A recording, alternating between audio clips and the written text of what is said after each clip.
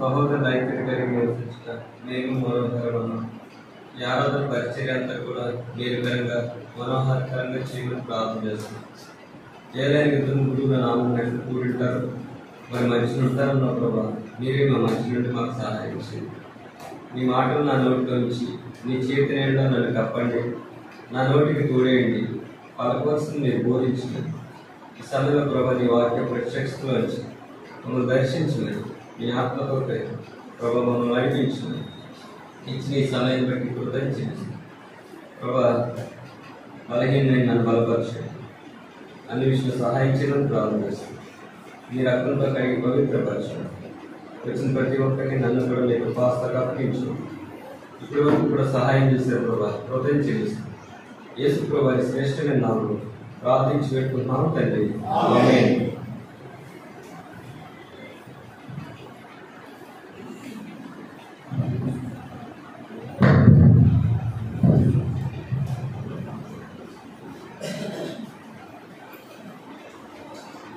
పరిశుద్ధ గ్రంథంలోంచి దేవుని వాక్యం చదువుకున్నాం.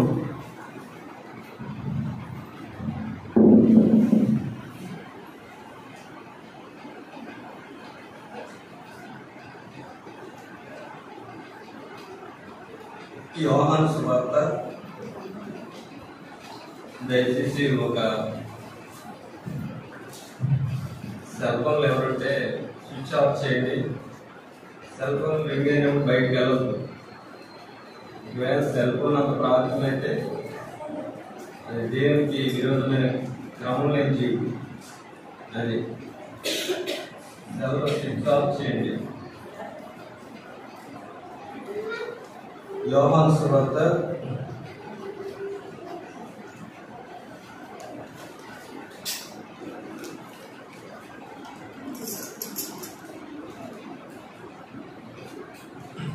21వ అధ్యాయము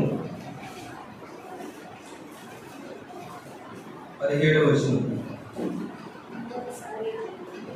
చదవండి. 15 చదవండి. వారు భోజనం చేసిన తర్వాత యేసు సీమోను పేతురును చూసి, యోహాను కుమారుడైన సీమోను, వీరికంటే నన్ను ఎక్కువగా ప్రేమించున్నావా అని అడుగగా అతడు, అవును ప్రభువా, నేను నిన్ను ప్రేమించిన నీవే ఎరుగుమని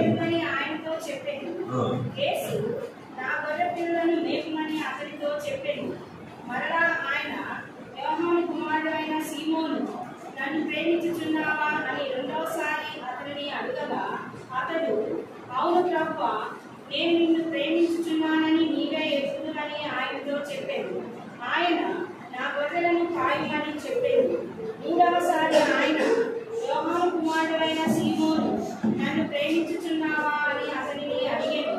నన్ను ప్రేమించుచున్నావా అని మూడవసారి నన్ను అడిగినందుకు పేతురు వ్యసనపడి, ప్రభువా, నీవు సమస్తమును ఎరిగిన వాడు, నిన్ను ప్రేమించుచున్నానని నీవే ఎరుగుదువని ఆయనతో చెప్పాను. చాలు. ఇక ప్రభు 3 సార్లు అడిగినందుకు పేతురు గారికి వ్యసనం వచ్చింది. అక్కడ ఒక మాట అంటాడు, ప్రభువా, నీవు సమస్తము ఎరిగినవాడు. ప్రభు సమస్తం ఎరిగినవాడు. ఎందుకన్నాడు ఆ మాట అయినా చెప్పండి. ఒక విషయం 3 సార్లు ప్రభు మాట్లాడారంటే అక్కడ ఏదో విషయం ఉంది. నువ్వు సమస్తము ఎరిగినవాడు.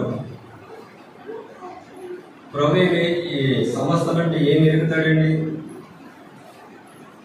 ఒకసారి చూడండి, యోహాను సువార్తలో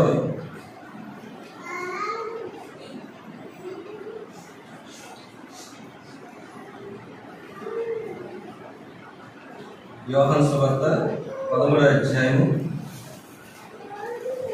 36వ వచనం. సీమోను పేతురు, ప్రభువా, నీవు ఎక్కడికి వెళ్ళుచున్నావని ఆయన అడగగా, యేసు, నేను వెళ్ళుచున్న చోటికి నీవు ఇప్పుడు నా వెంట రాలేవు కానీ తర్వాత వచ్చిందని అతనితో చెప్పు. అందుకు పేతురు, ప్రభువా, నేను ఎందుకు ఇప్పుడు నీ వెంట రాలేను? నీ కొరకు నా ప్రాణం పెట్టుదనని ఆయనతో చెప్పగా, యేసు, నా కొరకు నీ ప్రాణం పెట్టిదవా? అయినను ఎరగనని నీవు ముమ్మారు చెప్పకముందు కోడి కూయదని చూడండి. ఎందుకు ఈ మాట అన్నాడంటే ఏం పెడతానన్నాడండి? ప్రాణం పెడతానన్నాడు. ప్రభు ఏమో చూడండి ఒక మాట ఉంటుంది, మత్తయి సువార్త అనుకుంటా,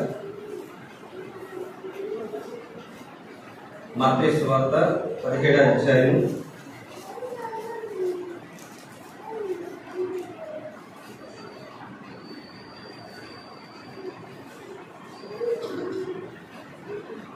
4వ వచనం. అప్పుడు పేతురు ప్రభువా మనం ఇక్కడ ఉండటం మంచిది, నీకు ఇష్టమైతే నీకు ఒకటి, మోషేకు ఒకటి, ఏలియాకు ఒకటి, 3 పర్ణశాలలు కట్టుదునని యేసుతో చెప్పాడు. సరే, ఏమంటాడంటే పర్ణశాలలు కడతానన్నాడు, నీ కొరకు నేను ప్రాణం ఇచ్చేస్తా అన్నాడు. అయితే యేసు ప్రభు వారి శ్రమదన అన్నారు. ఏం చేశాడంటే పారిపోయాడు, తిరుగువాడ పారిపోయాడు. పారిపోయి ఏం చేస్తున్నాడు? ప్రభు మన పాపాల కొరకు సిలువపై మరణించారు, సమాధి చేయబడ్డారు. సమాధి నుంచి 3 దినాలు లేచిన తర్వాత ఆయన ఏం చేస్తాడు? మళ్ళీ యోహాను సువార్తలో చూడండి, మనం చదివిన భాగంలో 3వ వచనం 21:3. సీమోను పేతురు, నేను చేపలు పట్టబోతున్నాను వార్తనగా వారు నీతో కూడా ఏం చేస్తాడు? మళ్ళీ తన వృత్తిలోకి వెళ్ళిపోయాడు. నీ కొరకు ప్రభా నేను పర్ణశాలలు కడతాను, ప్రాణం పెట్టేస్తాను అనే మాటలు చెప్పిన వ్యక్తి ఏమైపోయాడంటే ప్రభుని విడిచిపెట్టేసాడు. అందుకే ప్రభు 3 సార్లు అడిగాడు. ఏమని అడిగాడంటే, యోహాను కుమారుడైన సీమోను, నువ్వు నన్ను ఎక్కువగా ప్రేమిస్తలేదు కాబట్టి ప్రభు ప్రేమించమని అడిగాడు. ఏం ప్రేమిస్తున్నాడంటే తన వృత్తి చేపలు బట్టి వృత్తి ప్రేమిస్తున్నాడు. ప్రభు పిలుచుకున్నాడు, అధికారం ఇచ్చాడు, మిమ్మల్ని మనుషులు పెట్టి జాగ్రత్తగా చేస్తానన్నాడు. కానీ వీళ్ళు ఏం చేశారు? మళ్ళీ వెనక్కి వెళ్ళిపోయాడు. అందుకే ప్రభు అంటున్నారు, ప్రేమించినా 3 సార్లు అడిగిన ప్రకారం చక్కర మాట చెప్పాడు ఏంటంటే, ప్రభు నీవు సమస్తము ఎరిగినవాడు. చూసారండి, ప్రభు ఎవరండి? సమస్తాన్ని ఎరిగిన దేవుడు. ఆయన ఏమేమి ఎరిగి ఉన్నాడో లేఖనాంతాలో తెలుసుకున్నాం. చూడండి, అంతకుముందు సోమేరు మొదటి గ్రంథంలో కూడా ఒక మాట ఉంటుంది చూడండి. అన్న విజ్ఞాపనం చేస్తూ ఒక మాట అంటారు అక్కడ. సోమేరు మొదటి గ్రంథం 2వ అధ్యాయం, ఎవరైనా తీసిన వారు చదవండి. 2వ అధ్యాయం 3వ వచనం.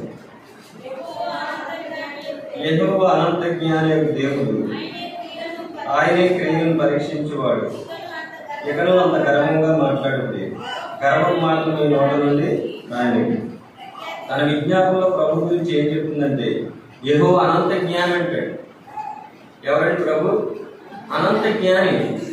అక్కడ అపోస్తలుడైన పేతురు గారు కూడా ఏమంటారు? నువ్వు సమస్తము ఎరిగినవాడు. అంటే ప్రభు సర్వజ్ఞాని, అనంత జ్ఞాని. ఆయన సమస్తం ఎరిగినవాడు. ఆయన ఏమేమి ఎరిగి ఉన్నాడో చూడండి ఒకసారి. ఇర్మియా గ్రంథం 1వ అధ్యాయం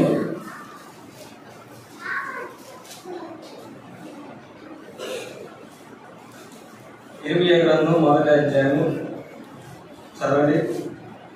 మాట ఉంటుంది, 4వ వచనం. యెహోవాకు నాకు ప్రత్యక్షమై ఇలాగ సెలవిచ్చును, గర్భములో నేను నిన్ను రూపింపక మునిపే నిన్ను ఎరిగిని. చూసాయండి, ఎవరిని ఎరిగి ఉన్నాడు దేవుడు? అసలు గర్భంలో రూపం లేనట్టే, అంటే గర్భంలో లేడు. ఇంకా గర్భంలో నేను నిన్ను రూపింపక మునిపే నిన్ను ఎవరు రూపిస్తారండి? దేవుడు రూపిస్తాడు, గర్భంలో రూపిస్తాడు. ఆ రూపం లేకముందే నేను ఎరుగుతున్నాను. ఇప్పుడు మందిరానికి వచ్చారు, బేతలేకి వచ్చిన వాళ్ళు అందరినీ కూడా దేవుడు ఎరిగినవాడు. ఆయన సమస్తం ఎరిగినవాడు. ఆయన అనంత జ్ఞాని, ఆయన సర్వజ్ఞాని. గర్భంలో రూపం లేనప్పుడే ఎరిగిన దేవుడు. అందుకే కీర్తనకారుడు 139వ అధ్యాయం చూడండి.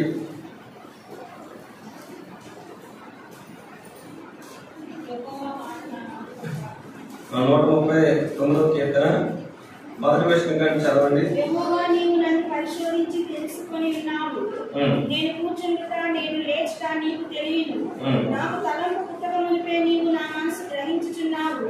నా నడకను నా పడకను నీవు పరిశీలన చేస్తున్నావు.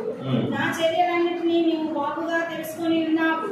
యెహోవా మాట నా నాలుకకు రాక మునిపే అది నీకు పూర్తిగా తెలిసి ఉన్నది. మాట ఏంటండి, నాలుక రాకముందే మనం నాలుగుతో మాట్లాడితే తెలుసుకుంటాం. కానీ ప్రభుకి ఆ మాట నాలుక రాకముందే ఎరిగిన వాడేది, నీ మనసు ఎరిగిన వాడేది. ఆయన అందుకే సమస్తం ఎరిగిన వాడు. అందుకే పేరు చక్కగా చెప్పాడు, ప్రభా నువ్వు సమస్తము. ఎందుకంటే తప్పిపోయాడు కదా, అంతకుముందు 10 సార్లు పెట్టేస్తాను ప్రభా, ప్రాణం పెట్టేస్తాను అన్నవాడు ఏమైపోయాడండి, కాముకున్నాడు. ఇక్కడ ఇంకో మాట ఉంటుంది చూడండి, 139 కీర్తన 16వ వచనం. నేను పిండములై ఉండగా చాలండి. అక్కడ రూపింపములపై ఎరిగిన దేవుడు ఇక్కడ గర్భంలో పిండమై ఉన్నప్పుడు చూసాడంటే. పిండమై ఉన్నప్పుడు ఎవరు చూస్తారు చెప్పండి? ఎవరైనా చూడగలరా? స్కానింగ్ చేస్తే వాళ్ళు రిపోర్ట్స్ పెట్టి బేబీ బాగుందో లేదో, పర్లేదు అన్ని నార్మల్గా ఉంటే రిపోర్ట్ చెప్తారు. కానీ గర్భంలో పిండమై ఉన్నప్పుడు ఎవరు చూశారు? ప్రభు చూశారు. ఆయన అందుకే సమస్తం ఎరిగిన దేవుడు, ఆయన సర్వ జ్ఞాని, ఆయన అనంత జ్ఞాని. నీవు నేను ఆరాధించే దేవుడు మనం తక్కువగా చేయకూడదు. ఈ మందిరంలో నువ్వు కూర్చున్నావు, నీ మనసు ఎరిగిన వాడేనా, నీ మాటలు ఎరిగిన వాడేనా, నీ నడక ఎరిగిన వాడేనా, నువ్వు లేచుతా సమస్తం కూడా ఎవరు తెలుసండి? దేవుడు తెలుసు. మరి ఈ సమయంలో మనం ప్రభువుని ఆరాధించాలంటే ఎలా ఆరాధించాలండి? ఆత్మతోనూ సత్యంతో ఆరాధించాలి, యథార్థంగా ఆరాధించాలి. ఈ సమయాన్ని మరొకసారి చూడండి, ఒక లేఖనం చూద్దాం. యోహాను సువార్త 2వ అధ్యాయము 24-25 వచనాలు చదవండి. చాలండి, అందరినీ ఎరిగిన వాడు అంటాడు. ఒక్కరిని కూడా ప్రభు విడిచిపెట్టాడు. స్త్రీలైనా పురుషులైనా చల్లి బిడ్డలైనా దేశ భేదం లేదు, అసలు ప్రాంత భేదం లేదు. ప్రభు ఏం చేస్తాడండి? అందరినీ ఎదుగుతాడు, ఒక్కరిని కూడా విడిచిపెట్టాడు ప్రభు. అందుకే నిర్మాకాండం 32వ అధ్యాయం 1వ వచనం కానీ చదవడం ఒక మాట ఉంటుంది, 10వ వచనం వరకు. 32 1వ వచనం కానీ చదవండి. ప్రజలు చూచినప్పుడు ఆ ప్రజలు అహరోను వద్దకు కూడి వచ్చి, మేము ఆ ముందర నడుచుటకు ఒక దేవతను మా కొరకు చేయుము. ఐగుప్తులో నుండి మమ్మల్ని రప్పించిన ఆ మోషే అని వాడు ఏమాయనో మాకు తెలియదని అతనితో చెప్పింది. అందుకు అహరోను, మీ భార్యలకు, మీ కుమారులకు, మీ కుమార్తెలకు చెవులనున్న బంగారు పోగులను తీసి నా యొద్దకు తెండని వారితో చెప్పగా, ప్రజలందరూ తమ చెవులనున్న బంగారు పోగులను తీసి అహరోను వద్దకు తెచ్చిరి. అతడు వారి యొద్ద వాటిని తీసుకొని పోగరుతో రూపమును ఏర్పరిచి దానిని పోతపోసిన దూడగా చేసెను. అప్పుడు వారు, ఓ ఇశ్రాయేలు, ఐగుప్తు దేశములో నుండి నిన్ను రప్పించిన నీ దేవుడు ఇదే అని. అహరోను అది చూచి దాని ఎదుట ఒక బలిపీఠము కట్టించెను. మరియు అహరోను రేపు యెహోవాకు పండుగ జరుగునని చాటింపగా, మరునాడు వారు ఉదయమున లేచి దహన బలులను సమాధాన బలులను అర్పించింది. అప్పుడు జనులు తినుటకును త్రాగుటకును కూర్చుండి ఆడుటకు లేచిరి. కాగా యెహోవా మోషేతో ఇట్లనెను, నీవు దిగి వెళ్ళుము, ఐగుప్తు దేశము నుండి నీవు రప్పించిన నీ ప్రజలు చెడిపోయి నేను వారికి నియమించిన త్రోవ నుండి త్వరగా తొలగిపోయి తమ కొరకు పోతపోసిన దూడను చేసుకుని దానికి సాగిలపడి బలినర్పించి, ఓయి ఇశ్రాయేలు, ఐగుప్తు దేశము నుండి నిన్ను రప్పించిన నీ దేవుడు ఇదే అని చెప్పుకొని రనెను.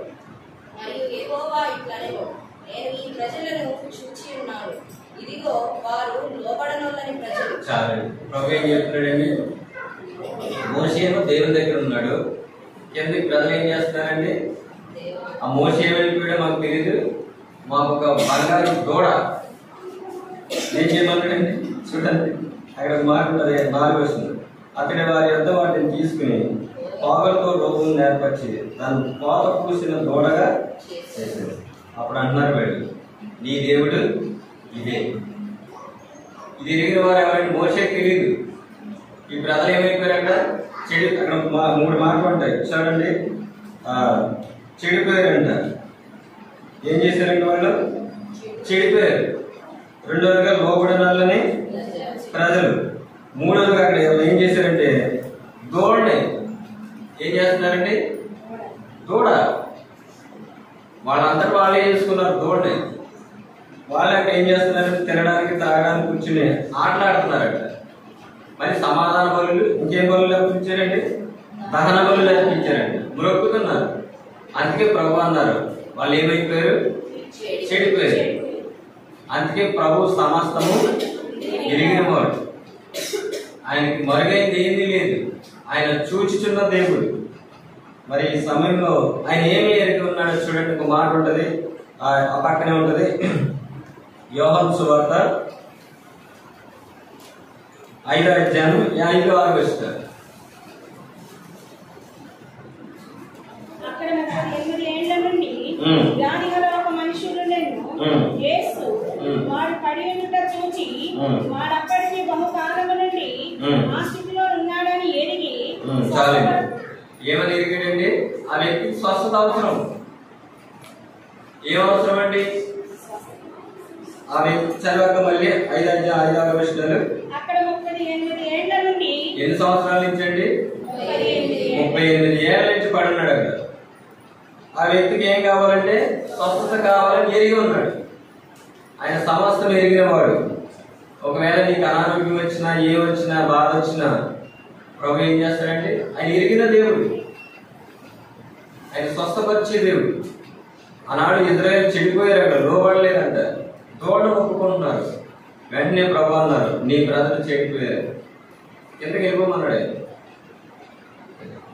ఈ సమయంలో ఆయన సమస్తం ఎరిగిన వాడు. ఎందుకంటే ఆయన అనంత జ్ఞాని, ఆయన అనంత జ్ఞాని.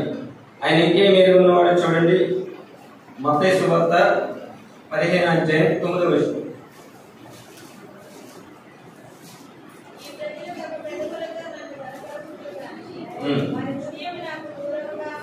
చాలండి. ఈ ప్రజలు నాకు ఏమంటారండి, పెదవులతో ఆరాధిస్తారంట. ఈ సమయంలో బేతనీయకు వచ్చిన నీకు నేను కూడా పెదాలతో కాదండి ఆరాధించడం తెలుసు. ఎలా ఆరాధించండి? ఆత్మలోను సత్యంతో ఆరాధించాలి. ఏదో మనకు వచ్చిన మాటలు ఆరాధించేయడం మనుషుల దృష్టికి అంగీకారంగా ఉంటుంది, కానీ పైన దేవుడు అంగీకరించాడు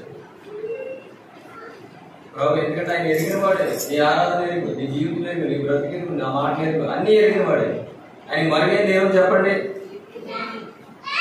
నిలబడ్డ నేను కానీ, కూర్చున్నా మీరు కానీ, ఆయన సమస్తము ఎరిగిన వాడే.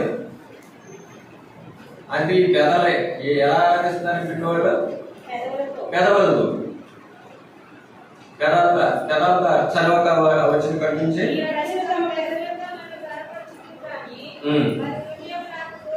చాలు. హృదయం ఎంత దూరం ఉందో చెప్పండి,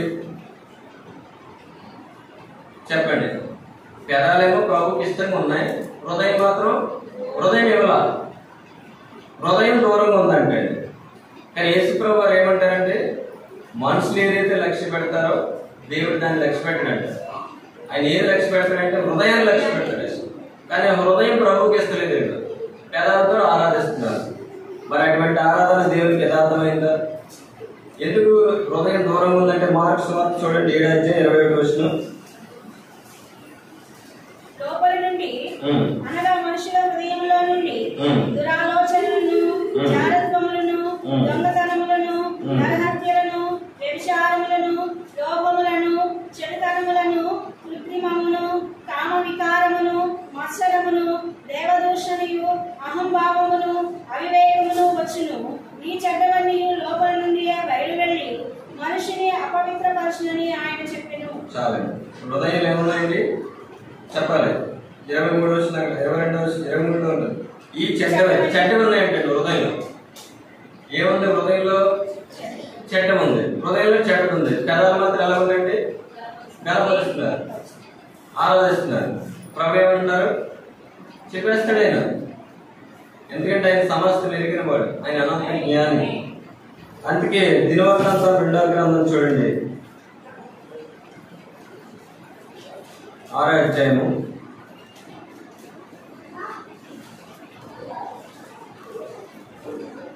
31వ వచనం కింద భాగంలో ఒక మాట ఉంటుంది, నీ ఒక్కడవే. చాలండి, దేవుడు ఒక్కడే మానవుల హృదయం ఎరిగిన వాడు. అందుకే ప్రభు ఇందాక ఆ మాట చెప్పాడు, ఈ ప్రజలు పెదవులతో నన్ను గనపరుస్తున్నారు, హృదయం మాత్రం ఎలా ఉందండి? దూరంగా ఉంది, చెడుతనంతో ఉంది, పాపంతో ఉంది. అక్కడ ఒక మాట ఉంది, నీ ఒక్కడవే మానవుల హృదయమును ఎరిగినవాడు. మన పై ప్రైజ్లో చెప్పిన హృదయం ఎలా ఉంటుందండి? చెప్పండి, హృదయంలో చెప్పాలి. యథార్థవంతుడు ఎప్పుడు కూడా హృదయంలో ఏముందో తన హృదయం నిండునున్న దాన్ని బట్టి నోరు ఏం చేస్తుందండి? మాట్లాడుతుంది. పై ప్రేజాడు, కానీ హృదయం ఎలా ఉంది? ఎలా ఉంది చెప్పాలి. మాటలే, క్రియలు లేవు. ఆయన సమస్యలు ఎరిగిన మాట. అది యోహాను సువార్తలో ఒక మాట ఉంటుంది చూడండి,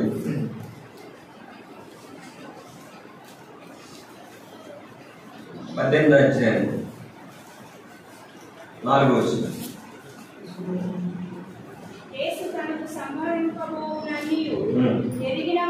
చాలండి, ప్రభు ఏమి ఎరిగి ఉన్నాడండి? తనకు సంభవింపబోవన్నీ కూడా ఎరిగిన వాడంట. ఆయనకి ఏమైతే సంభవిస్తుందో ఆయన ఎరిగిన వాడే. ఏం సంభవిస్తుంది ఆయనక చెప్పండి? ప్రభుకి ఏం సంభవిస్తుంది చెప్పండి? ప్రభుకి ఏం సంభవిస్తుంది అంటే శ్రమలు ఉన్నాయి. ముందు శ్రమ పడతాడైనా, హింసింపబడతాడైనా, కొట్టబడతాడైనా, ముఖం మీద ఉమ్మేస్తారు, సైనికులు అరచేతితో కొడతారు, ముళ్ళు కిరీటం మళ్ళీ తల మీద పెడతారు, అపహాసిస్తారు, అంగీ తీసేద్దాం అనుకుంటారు. ఇవన్నీ కూడా చేస్తూ ఉంటారు. ఇవన్నీ కూడా ఆయన ఏం చేశాడండి? ఎరిగినవాడు. యేసు తనకు సంభవింపబోవన్నీ కూడా ఎరిగినవాడే, ఎరిగాడు. అందుకే మార్క్స్ సువార్తలో ఒక మాట ఉంటుంది చూడండి, ఆయన ఏమేమి ఎరిగాడంటే, మార్క్స్ సువార్తలో కూడా మాట ఉంటుంది,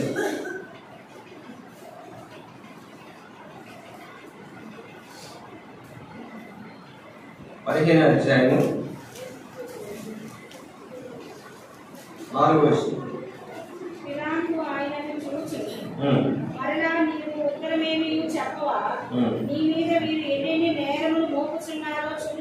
సరే, ప్రభు ఇది కూడా తెలుసే. ఏం తెలుసండి చెప్పాలి? ప్రభు ఏం జరుగుతున్నవాడు? నేరాలు మోపుతారు. చూడండి అక్కడ ఒక మాట, నీ మీద వీరు ఎన్ని నేరాలు మోపుతున్నారో చూడండి. అక్కడ ఒక ఆశ్చర్యమైన సంగతి ఉంటుంది చూడండి. ఆయనను యేసు మరి ఏ ఉత్తరము మనమైతే చెప్పండి, ఆయన మీద నేరాలు మోపుతుంటే బదులు ఒక మాట కూడా చెప్తాడంట. ఆయన ఎరిగిన వాడు. ఆయన పిలాతలు ఎటువంటి వాడు, యూదులు ఎటువంటి వారు, పరిసయ్యులు ఎటువంటి వారు, సైనికులు ఎటువంటి వారు, అందరిని ఎరిగిన వాడే. సమస్తం ఆయనకి తెలుసు. ఆయనకి మరుగైంది ఏది కూడా లేదు. కానీ ప్రభు మీద నేరాలు మోపుతుంటే ప్రభు ఏమైపోయాడండి? వదకు తేబడిన గొర్రె పిల్ల ఎలా ఉంటది? మౌనం అయిపోయింది. ఆయన తనకు సంభవింపన్నీ కూడా ఎరిగిన వాడే ముందుకు వచ్చాడు. వాళ్ళు వెతుక్కున్నారు. అక్కడ చూడండి, యోహాను సువార్తలో 6వ వచనం చదవండి, 5వ వచనం చదవండి. వారు నజరేయుడైన యేసును ఆయన ఉత్తరమీయుగా చదవండి. ఆయనను నేనే అని వారితో చెప్పాను. ఆయన అప్పగించిన యూదయు వారి ఎంతక యోహాను సువార్త 18వ అధ్యాయము 5వ వచనం చదవండి. వారు నజరేయుడైన యేసునని ఆయనకు ఉత్తరమీయగా యేసు ఆయనను నేనే అని వారితో చెప్పాను. ఆయనను అప్పగించిన యూదాయు వారి యొద్ద నిల్చుండెను. ఆయన నేనే ఆయనని వారితో చెప్పగా వారు వెనుకకు తగ్గి నేల మీద. ముందు మరణం ఉంది, నిందలు ఉన్నాయి, దెబ్బలు ఉన్నాయి. ఎరిగిన వాడైనప్పటికీ కూడా అందుకే ఒక మాట, నీతిమంతుడు సింహం వలె ధైర్యం, మరణానికి కూడా ముందు ఉన్నాడు. అందుకే యేసుప్రభువు వారు మనకు మంచి మారి, మరణం ముందు ఉంది, ఆయనకి అవమానం ఉంది, ఏలం చేస్తారు, కొడతారు, తిడతారు, దూషిస్తారు. అయినప్పటికీ కూడా ఆయన ఎరిగిన వాడైనప్పటికీ కూడా వాళ్ళు వెతుకుతున్నప్పుడు నేనే ఆయన ముందుకు వచ్చాను. అందుకే మన ప్రభు ఏం ఎరిగిన వాడండి? సమస్తం ఎరిగినవాడు. ఆయన అనంత జ్ఞాని, ఆయన హృదయాన్ని ఎరిగినవాడు, ఆయన నీ మాటలు ఎరిగినవాడు, నువ్వు కూర్చుంటే లేచి ఎరిగినవాడు, నువ్వు గర్భంలో పిండమైనప్పుడు ఎరిగినవాడు, నువ్వు తల్లి గర్భంలో రూపం లేకముందే ఎరిగినవాడు. అంత మాత్రం వరకు ఆయనకు సంభవించినవి కూడా ఎరిగి ఆయన ఏం చేసాడంటే రోమీయులకు రాసిన పత్రిక 3:23 చూడండి, ఏ భేదం లేదు, అందరిలో పాపం చేస్తుంది, దేవుడు అనుగ్రహించి మహిమను పొందాడు. 6:23 పాపం వల్ల వచ్చి జీతం మరణం. చూసారండి, ఆయన ఎందుకు అప్పగించుకున్నాడు? తను తానే అప్పగించుకున్నాడు, తను తానే వ్యక్తిగా చేసుకున్నాడు. ఎందుకు అప్పగించుకున్నాడు? కొరింథీయులకు రాసిన మొదటి పత్రిక 15:3-4 లేఖనముల ప్రకారం మన పాపముల నిమిత్తమే ఆయన ఏం చేయబడ్డాడంటే మృతి పొందాడంట, సమాధి చేయబడ్డాడు, సమాధిలోంచి 3వ దినాన లేచాడు. ఆయన ఎందుకు ఆయన ఎరిగిన వాడైనా. మరణానికి ఎవరైనా ముందెళ్తారండి? ఉదాహరణ శిష్యుడు పేతురు గారు ఏం చేశాడు? పారిపోయాడు. ఆయన ఎక్కడైతే పట్టబడ్డాడు వెంటనే ఏం చేసాడు? పారిపోయాడు. చిన్నది అంటది, నువ్వు ఆయనతో పడుతుంటే నేను ఎలాగనే మారు ఏం చేసాడంటే అబద్ధాలు ఆడేసి అబద్ధం ఆడాడు. పర్ణశాలలు కడతానున్నాడు, అది చేస్తాను ఇది చేస్తాను. చివరికి ఏమైపోయాడంటే ప్రభుని విడిచిపెట్టేశాడు. ప్రభుని విడిచిపెట్టి మళ్ళీ చేపలు పట్టుకుంటా వెళ్ళిపోయాడు. అంతే ఆయన అంటాడు ప్రభు దర్శించినప్పుడు, ప్రభు నువ్వు సమస్తము ఎరిగిన. మనం కూడా ఎరిగిన వాడే. మనం పాపం చేస్తాం, పాపం వల్ల వచ్చి జీతం మరణం, నరకానికి పాత్రను, శిక్షకు పాత్రను. అయితే ప్రభు మన కొరకు ముఖం మీద ఉండించుకుని చెంపదెబ్బలు కొట్టించుకుని సొగసు లేకుండా స్వరూపం లేకుండా మ్రారు మీద వేలాడి చనిపోయాడు. ఆయన మరణం కూడా తెలుసు, ఆయన లేస్తానని కూడా తెలుసు. అందుకే సువార్తలో ఒక మాట ఉంటుంది చూడండి,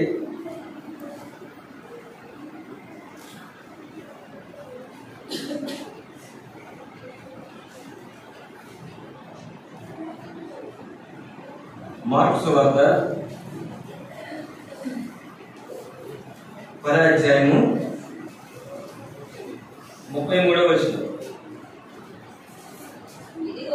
ఇదిగో మనము యెరూషలేముకు వెళుచున్నాము, మనిషి కుమారుడు ప్రధాన యాజకులకు శాస్త్రులకు అప్పగింపబడను.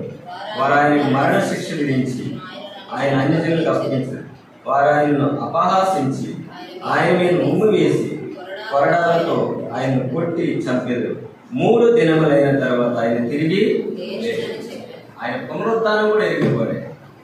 అందుకే ఈ దినం మనం ఏం చేయాలంటే ప్రభుని ఆరాధించాలి. ప్రభా నువ్వు సమస్తం ఎరిగి, ప్రభా నన్ను ఎరుగుండి కూడా నువ్వు ప్రేమించు, నేను పాపం చేసిన వాడి నిత్య నరకానికి పోతాడు. ఈ దినం ప్రభా నిన్ను ఆరాధించడానికి నీ సంఘంలో అభయంగా చేసుకున్నాను. నీ ప్రజల ముందు నన్ను ఉంచు. ఎరిగి ఎవరైనా చేర్చుకుంటారండి? చెప్పండి. మనం ఏదైనా పనికి పెట్టుకుంటాం, నమ్మకస్తుడు కాదు, సరిగ్గా పని చేయడు, పిలుస్తామండి? ఎరిగిన వాడిని పిలుస్తామా? తెలుసుకున్నవాడిని పిలుస్తామా? చెప్పండి. అపోస్తలుడైన పేతురు గారు 3 సార్లు అబద్ధం ఆడతాడని తెలుసు ప్రభుకి. ఆయన ఎరిగినవాడు. గర్భంలో రూపం లేనప్పుడు ఎరిగినవాడు, పిండమైనప్పుడు చూసినవాడు. ఆయన చేసేది ఆయన తెలియదండి. యోధా ఉన్నాడు, యోధా 30 వెండి నాణాలకు అమ్మేస్తాడని కూడా ఏం చేశాడు? పిలుచుకున్నాడు. అపోస్తలుగా ఉండడానికి అధికారం ఇచ్చాడు. ఆయన సమస్తము ఎరిగినవాడు. నిన్ను కూడా ఎరిగినవాడే.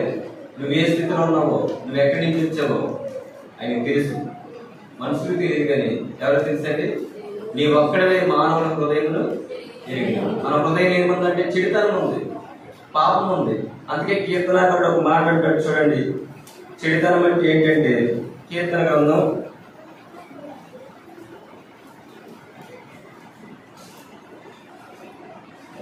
1 కీర్తన గ్రంథం